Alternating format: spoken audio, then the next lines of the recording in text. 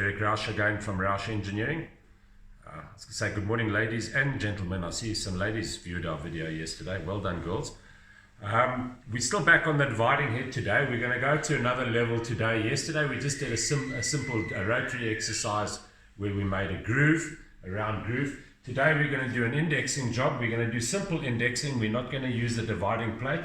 On the side of the rotary table, the dividing head is a dividing plate. Different hole configurations, we'll go into that on a different day.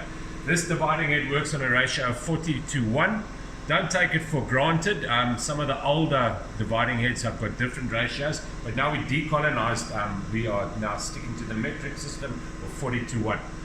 Okay, so we first have got to set our little peg in here in a hole. We've got our little arm there. That will show us where we start and where we finish. Okay, so the part we're going to be making is this little part here. We're going to be machining this. So we've got two grooves. We've got an 8mm deep groove and a 2mm deep groove with a radius in the bottom. Now, the cutter we're going to use for that is called a bull nose. Many of you will be aware of what a ball nose is. That's a ball nose. So this is an 8mm ball nose. So it's got a 4mm radius. We're using a 10mm carbide cutter in here with a 2mm radius. That's called a bull nose, which gives us the radius at the bottom here. If you don't have one, you can make yours. I normally use an old end mill. Here's an old end mill where the corners are blunt. Then we just we sharpen that on your bench grinder using your radius gauge. You can check your radius. It's just not perfect, but it gets the job done and it's fairly accurate. Right. Okay, we're going to take one of these parts now. Here you can see the cylindrical part that hasn't been machined. I'm going to take it into the dividing head here. I've got a stop running through the back of the dividing head, so it can stop here because I'm going to repeat this about 20 odd times. We've got a few to make. Tighten it up nicely. Now we've got a deep groove and a shallow groove. So we're going to start with the deep groove first. Same speeds and feeds apply as yesterday. We're running it around 2000 RPM on this carbide cutter here. Touch on there, give it some coolant, and I'm going to start taking about 1mm cuts to start off with.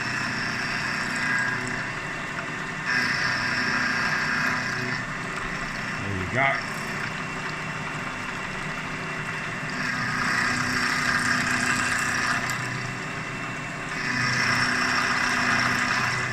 And now the indexing, as I said, we're using the indexing plate, but there's no fancy calculations to be done.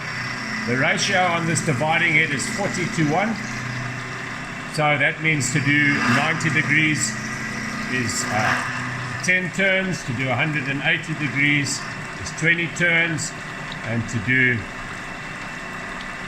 360 would be 40 turns. That's your ratio of 40:1.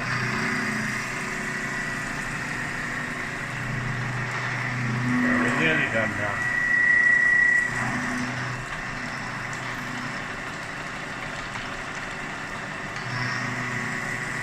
Going 8mm deep. I've stopped at 7.9. I'm giving myself 0.1 for the final clearance cut. Clean it up, and we can go to our 8mm.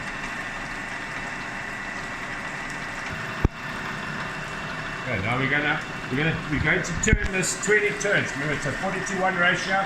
20 turns is going to give me 180 degrees. 1, 2, 3, 4, 5, 6, 7, 8, 9, 10, 11, 12, 13, 14, 15, 16, 17, 18, 19, 20. There we go. Lock it up.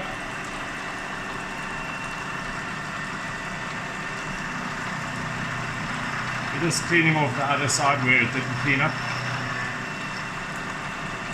Right, bring it back into position. Now we're going to do the small groove. Now I'm going to index it. I'm going to go 10 turns, which is going to give me 90 degrees. So that's 1, 2, 3, 4, 5, 6, 7, 8, 9, 10. Put the peg back in the same hole it came out of. Put the locks on the dividing head. Now we're going to do this in 2 cuts. We've got to go to a depth of 2mm, so I'm going to go 1.8, 1.9 for my first cut.